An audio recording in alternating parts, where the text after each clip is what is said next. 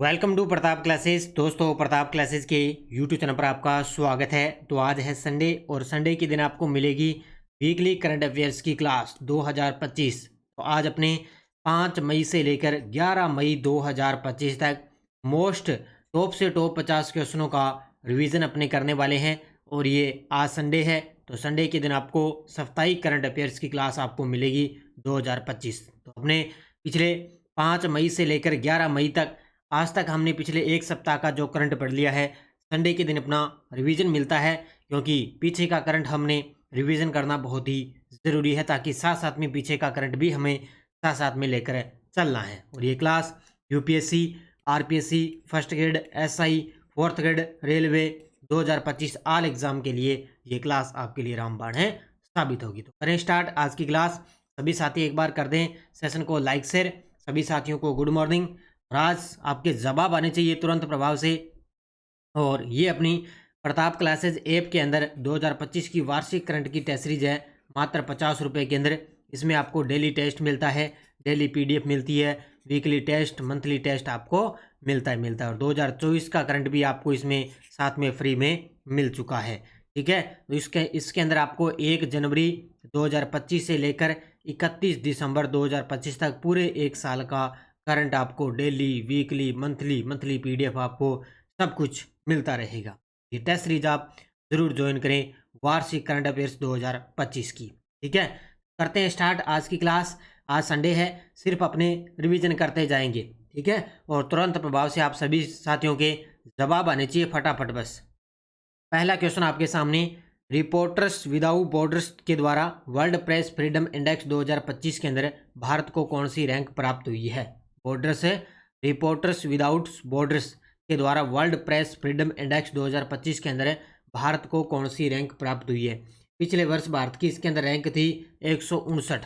कौन सी थी? 159वें नंबर पर था पिछली बार, और अब की बार भारत है 151वें नंबर पर। ऑप्शन नंबर 1 है, ऑप्शन नंबर सी 151वें नंबर पर है अब की बार।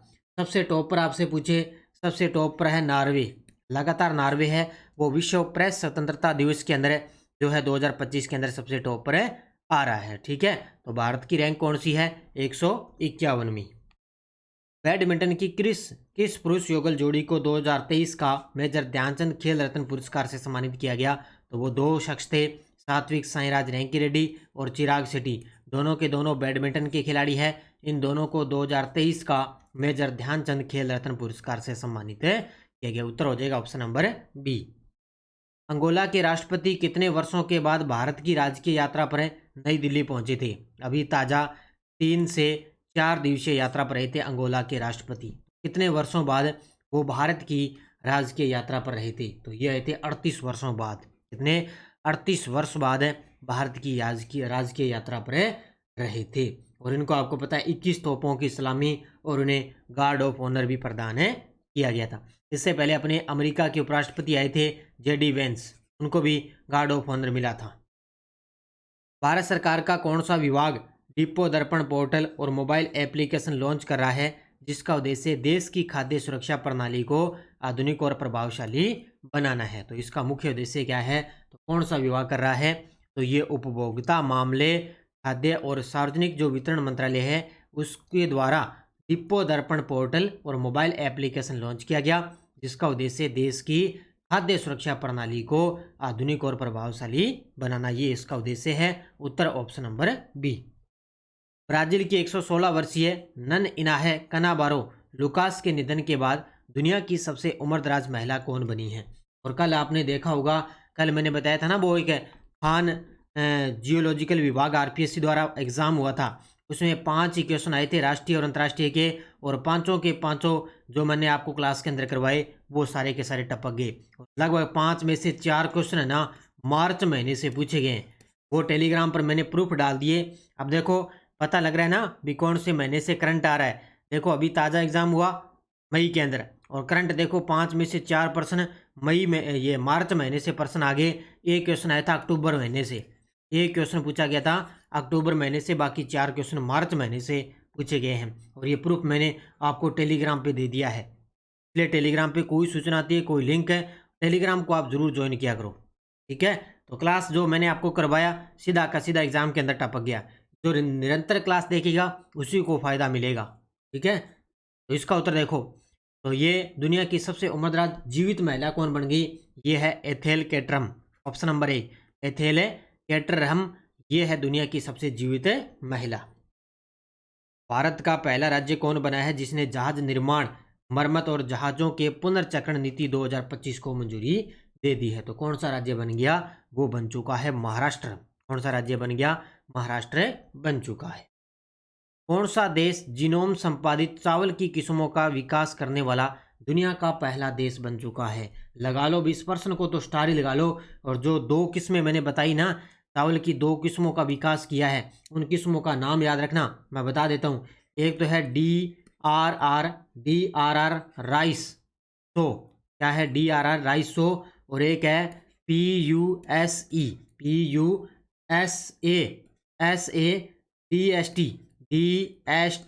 राइस। ये दो किस्में हैं और ये किसने विकास किया?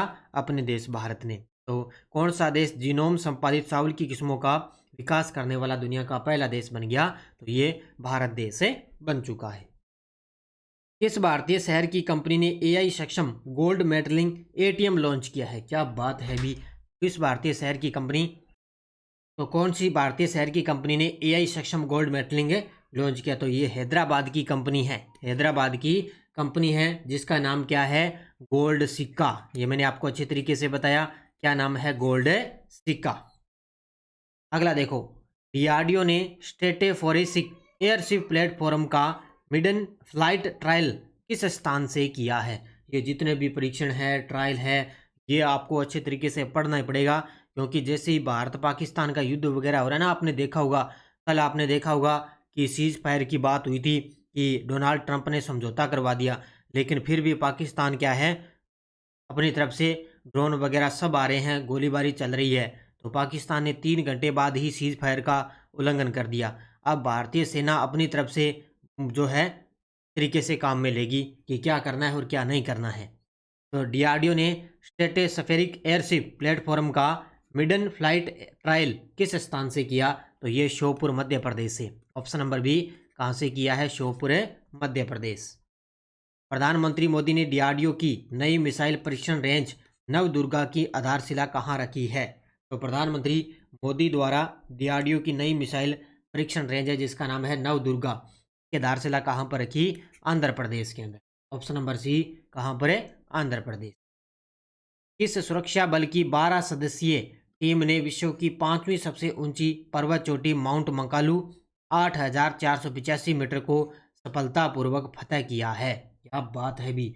विश्व की 5वीं सबसे ऊंची चोटी है माउंट मंकालू। तो किसने किया? भारत तिब्बत सीमा पुलिस की 12 सदस्यीय टीम ने इस चोटी को फतह किया है। तो उत्तर हो जाएगा ऑप्शन नंबर सी।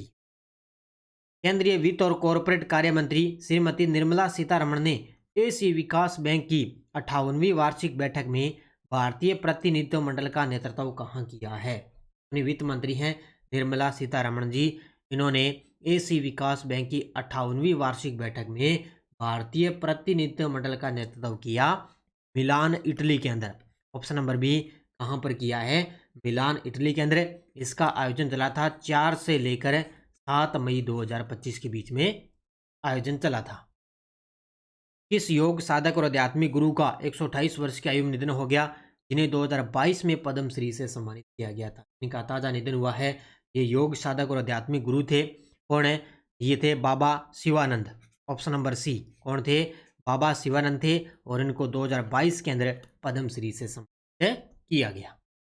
भारत का पहला trans media entertainment city creator land किस राज्य में लॉन्च किया गया? तो भारत का पहला ट्रांस मीडिया एंटरटेनमेंट जो सिटी क्रिएटर लैंड है वो कहाँ पर लॉन्च किया गया? तो आंध्र प्रदेश के अंदर। कहाँ पर लॉन्च किया गया? आंध्र प्रदेश के CM चंद्रबाबू नायडू ने इसकी घोषणा की थी। भारत का पहला अंतर्राज्यीय चीता संरक्षण गलियारा किन 2 राज्यों के बीच में स्थापित किया जाएगा? क्या बात है भी। भारत का पहला अंतर्राज्यीय चीता संरक्षण जो गलियारा है वो 2 राज्यों के बीच में स्थापित होगा। कौन कौन से? एक तो अपना राजस्थान और एक है मध्य प्रदेश का। एक तो अपने राजस्थान का शामिल है कौन सा? Mukundra hills tiger reserve. और मध्य प्रदेश के 2 हैं, एक तो कुन्नो राष्ट्रीय उद्यान और एक है गांधी सागर राष्ट्रीय उद्यान। ये दोनों के दोनों, इन दोनों के बीच में अंतर्राज्यीय चीता संरक्षण गलियारा स्थापित किया जाएगा। 5 मई 2025 को केंद्रीय नागरिक उड्डयन मंत्री श्री राम मोहन नायडू ने किन दो शहरों में ग्रीनफील्ड हवाई अड्डों की स्थापना को मंजूरी दी है? ये भी आपको अच्छे तरीके से पता है। एक तो अपने राजस्थान का कोटा जिला और एक है उड़ीसा का पुरी जिला। तो ये दोनों के अंदर ग्रीनफील्ड हवाई अड्डों की स्थापना के लिए मंजूरी दे दी है। यूएनडीपी की मानव विकास रिपोर्ट 2025 के अनुसार भारत 2023 में मानव विकास सूचकांक में कौन से स्थान पर है? मानव विकास सूचकांक के अंदर कौन से स्थान पर है? तो ये है 130वें स्थान पर। किस स्थान पर है? 193 देशों के अंदर 130वें स्थान पर। अब आपसे पूछे कि लैंगिक असमानता सूचकांक, एक है लैंगिक असमानता सूचकांक, उसके अंदर भारत की रैंक है 102वें नंबर पर। कौन से? 102वां स्थान है भारत का, 102 नंबर पे है लैंगिक असमानता सूचकांक के अंदर। और ये है मानव विकास सूचकांक है जिसके अंदर 130वें स्थान। दोनों को अलग अलग याद रखना। INS शारदा किस देश के साथ संयुक्त मानवीय सहायता और आपदा राहत अभ्यास में भाग लेने के लिए 4 मई 2025 को कहां पहुंचा है? किस देश के साथ है? ये है आपको पता है मालदीव। Number C Maldives. तो INS शारदा मालदीव के साथ संयुक्त मानवीय सहायता और आपदा राहत अभ्यास में भाग लेने के लिए 4 मई को पहुंचा। ये अभ्यास कब से चला? 4 से लेकर 10 मई तक ये अभ्यास चला है। डीआरडीओ ने भारतीय नौसेना के साथ मिलकर किस स्वदेशी प्रणाली की सफलतापूर्वक लड़ाकू फायरिंग यानी कि कम विस्फोटों के साथ में की है? तो डीआरडीओ ने भारतीय नौसेना के साथ मिलकर किस स्वदेशी प्रणाली की सफलतापूर्वक लड़ाई फायरिंग की? तो इसका नाम है मल्टी इनफ्लक्स ग्राउंड माइन। क्या नाम है?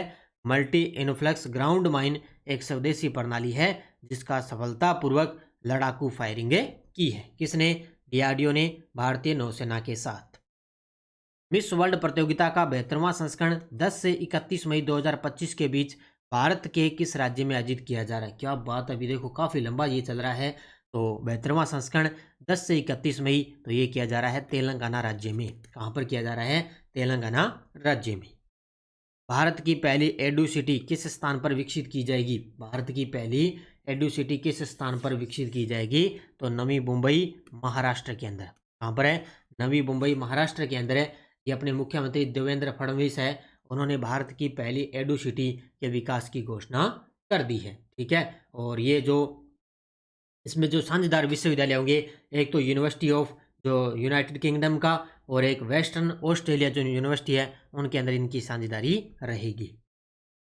सुधीरमन कप 2025 का खिताब किस देश ने जीतकर विश्व बैडमिंटन में अपना वर्चस्व स्थापित किया है? तो किसने जीता? ये जीता है चीन ने। किसने जीता है? चीन ने जीता है। किसको हराया? दक्षिण कोरिया को। इसके अंदर हराया किसको था? दक्षिण कोरिया को हराकर चीन ने जो है सुधीरमन कप 2025 का खिताब जीता है। मई 2025 को किस ऑपरेशन के तहत भारत ने पाकिस्तान के आतंकवादी ठिकानों पर हमला किया था? ये तो आप सभी जानते हो, आप भूलोगे नहीं क्योंकि लगभग पूरे दिन इसी की चर्चा चलती रहती है। तो कौन सा है? ऑपरेशन सिंदूर। कौन सा है? ऑपरेशन सिंदूर। न्यूयॉर्क टाइम्स ने 2025 में किस श्रेणी में पुलित्जर पुरस्कार जीता जिसका श्रेय डग मिल्स को दिया गया है? न्यूयॉर्क टाइम्स ने 2025 के अंदर किस श्रेणी में पुलित्जर पुरस्कार जीता जिसका श्रेय किसको जाता है? डग मिल्स को दिया गया था। क्योंकि टोटल आपको पता है पुलित्जर जो पुरस्कार उनकी घोषणा हो चुकी है, तो ये दिया गया था ब्रेकिंग न्यूज़ फोटोग्राफी श्रेणी में। कौन सी श्रेणी में? ब्रेकिंग न्यूज़ फोटोग्राफी श्रेणी में पुलित्जर पुरस्कार दिया गया। भारत के महत्वाकांक्षी मानव अंतरिक्ष मिशन गगनयान का पहला मानवयुक्त अभियान किस वर्ष की शुरुआत में प्रक्षेपित किए जाने की संभावना है? तो ये 2027 की पहली तिमाही में। कब है? 2027 की पहली तिमाही में जो है इसरो के द्वारा मानव अंतरिक्ष मिशन गगनयान का पहला परीक्षण किया जाएगा।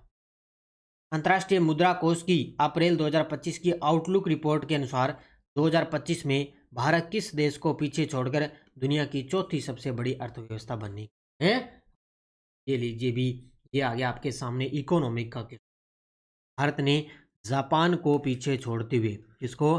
भारत जापान को पीछे छोड़ते हुए दुनिया की चौथी सबसे बड़ी अर्थव्यवस्था बनने जा रहा है। इससे पहले मैं आपको बता देता हूँ, सबसे मजबूत अर्थव्यवस्था है अमेरिका की।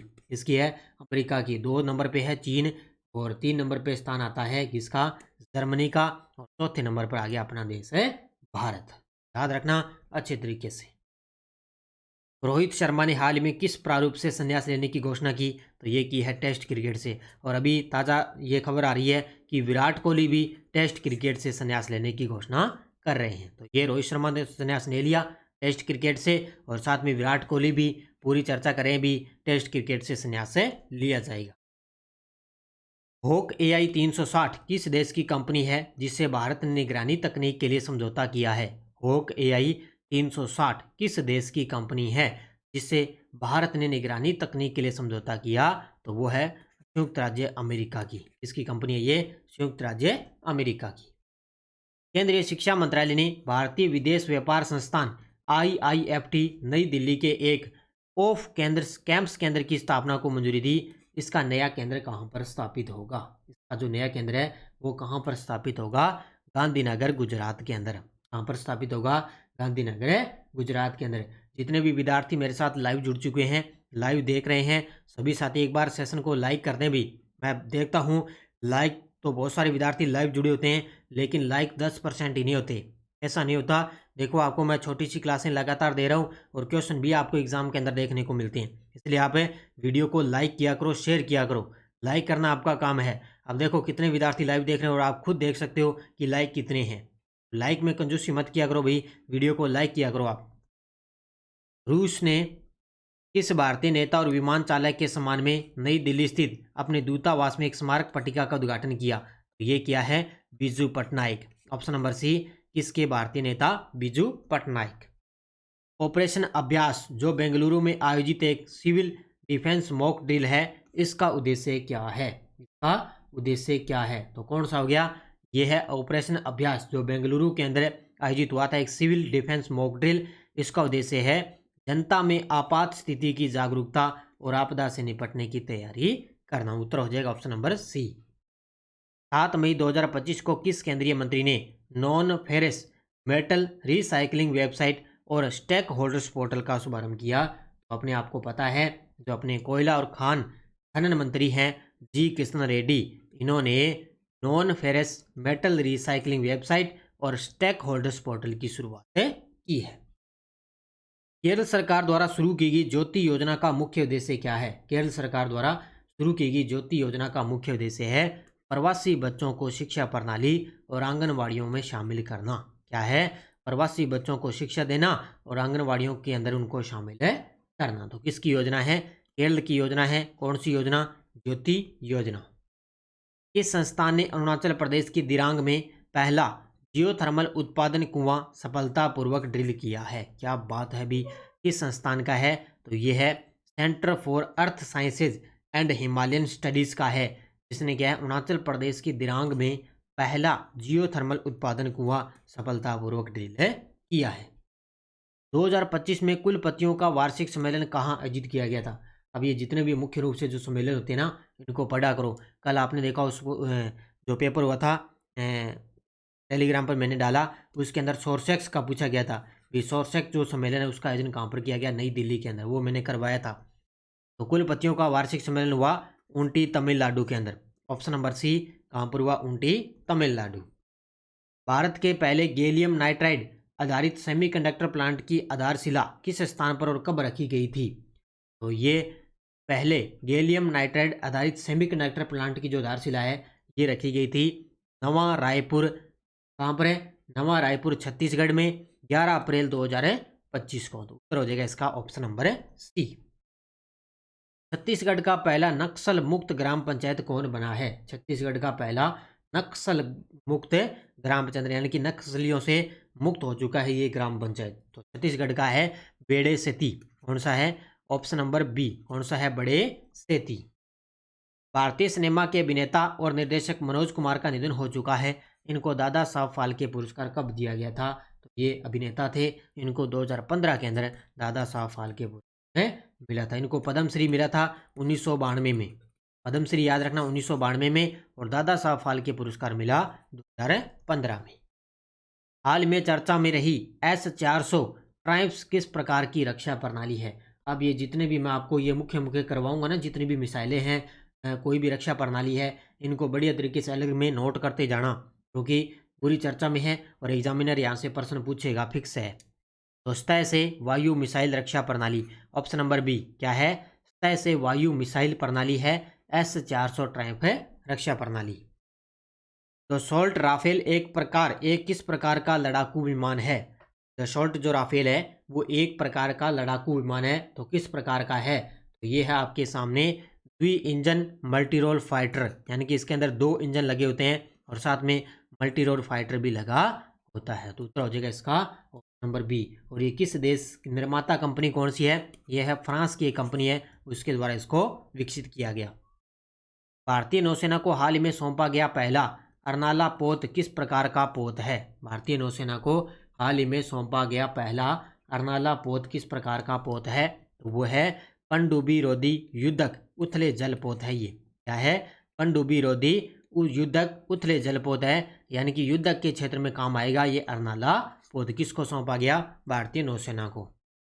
हाल ही में WBL विश्व मैच प्ले बिलियनर्स चैंपियनशिप के फाइनल में किस भारतीय खिलाड़ी ने रजत पदक जीता है। क्या बात है, और ये प्रश्न आएगा मेरे हिसाब से, तो ये किसने जीता, पंकज अडवाणी ने। किसने जीता रजत पदक है, पंकज अडवाणी। राष्ट्रीय शून्य खसरा रुबेला उन्मूलन अभियान 2025-26 की शुरुआत किस केंद्रीय मंत्री ने की थी। तो राष्ट्रीय शून्य खसरा रुबेला उन्मूलन अभियान 2025-26 की शुरुआत की थी JP नड्डा ने। किसने की थी, अपने जो केंद्रीय स्वास्थ्य मंत्री है JP नड्डा ने इसकी शुरुआत की थी। केंद्रीय मंत्रिमंडल ने कितने राष्ट्रीय उत्कृष्टता केंद्रों की स्थापना को मंजूरी दी है।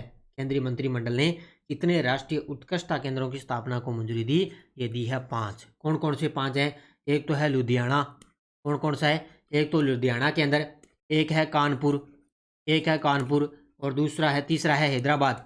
लुधियाना, कानपुर, हैदराबाद, भुवनेश्वर, एक है भुवनेश्वर, तो ये 5 हो गए ना। और एक है चेन्नई, तो ये 5 के अंदर उत्कृष्टता केंद्रों की स्थापना की जाएगी।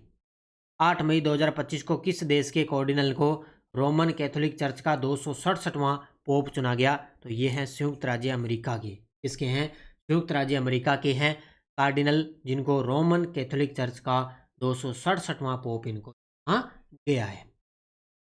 किस भारतीय शहर को WHO के वैश्विक वृद्ध अनुकूलन शहरों और समुदायों के नेटवर्क में शामिल किया गया। आज की क्लास का ये अंतिम क्वेश्चन आपके सामने।